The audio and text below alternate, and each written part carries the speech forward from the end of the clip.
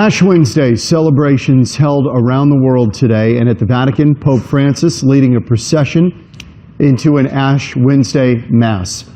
Meanwhile, here in the Valley, local churches held several Masses throughout the day. At St. Joe's in North Phoenix, they held a Mass at 8 this morning. They'll hold another one tonight at 6. But here's the question. What if you don't have time to attend an entire hour-long service? Too much going on, too busy, got to pick up the kids. Well, some local churches are bringing the ashes to you.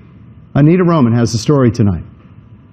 Almighty and merciful God, Vicar Craig Bustrin says a short prayer so that when we turn to you and confess our sins, before marking a forehead with ashes, but instead of doing so inside a church during Mass, this Ash Wednesday, the holy tradition was performed at the light rail station on Montebello and 19th Avenue. there's a time between bus stops, feeder buses, and there's a time also where the light rail is just sitting there. So people feel, okay, I can take a couple of minutes here. Vicar Bustrin says what St. Mary's is doing is part of a nationwide movement among the Episcopal diocese, a relatively new approach to a centuries-old Christian tradition, ashes to go. Remember that you are dust, and to dust you shall return. On this Ash Wednesday, clergy and lay people are visiting coffee shops, college campuses, and in this case, transit stops to mark the foreheads of those interested and pray during the start of this holy season. They started last year distributing ashes to about 300 people on Ash Wednesday.